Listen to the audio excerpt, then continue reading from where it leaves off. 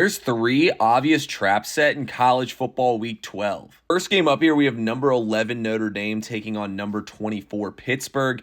First things first here, Notre Dame's laying 11.5 points here on the road. This is the most obvious bait line I've ever seen to get you to take an underdog. Guys, there's really no difference between the 35th best team in the nation and the 20th best team in the nation. It just depends on who's lost the least recently or who has least amount of losses, like a 2-loss schedule or whatever. Pitt has played the 91st hardest schedule in all of college football. Let's not forget, they lost to West Virginia.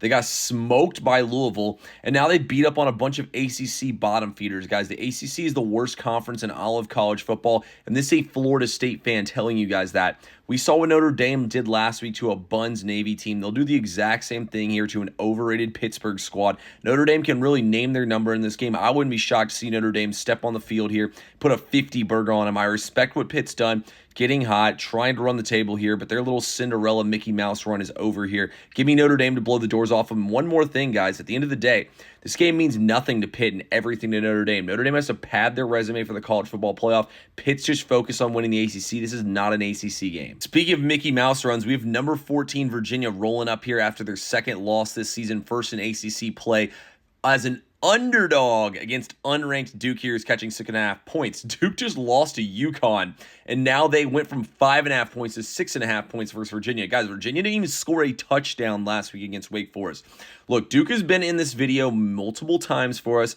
They finally got us right in that Clemson game. They screwed us when we took them against Georgia Tech earlier this season. Guys, if Duke takes care of the football, they can win this game easily. I'm here to tell you Virginia doesn't even belong on the same field. Virginia is the luckiest joke team in all of college football. They have no business making it as far as they have. They're easily the worst team that even has a number next to their name in college football. Duke is going to roll in this game, guys, and blow them out. There's a reason why even unranked team nearly a touchdown favorite this late in the season. Virginia's been fortunate to make it this far, guys. The run's over. I was really hoping they could beat Wake Forest last week so we could get a 3.5 in Game of the Year Duke in this spot.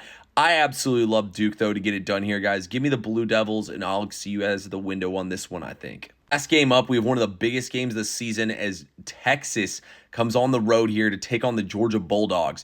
Not only are both teams ranked extremely high here, but Georgia's going to lay 6.5 points in this game, and I think it's a trap line personally. Look, I think the better play in this game is on the total, but you look at this game, Texas is only getting 6 points here. Feels like if Texas is as bad as everybody thinks they are, they should be getting more in this game. Georgia's not started these games out fast, and we saw what happened last year in the SEC championship game. Texas' elite defense kept them in the game that they should have won in overtime against Georgia. Now they come back here in a revenge spot versus a Georgia team that starts slow. Georgia did put the pedal to the metal early last week against Mississippi State, but that Mississippi State team had so many injuries throughout the game they couldn't hang around. They actually outscored them in the final 3 quarters of the game. You look, though, at this Georgia team, guys, they've not been good at getting margin here and blowing teams out. This has Texas hanging around, keeping the game close, written all over it, guys. Arch Manning's played a lot better, and Texas off a bye week should come in here and give their best shot. Texas can't afford to lose their 3rd game of the season. They've only been an underdog twice. They beat Oklahoma, and they lost at Ohio State. Well, it looks really good because they were the closest team to beating Ohio State all season long. I'd take Texas on the spread, but I'm going to have a play on the total in this game.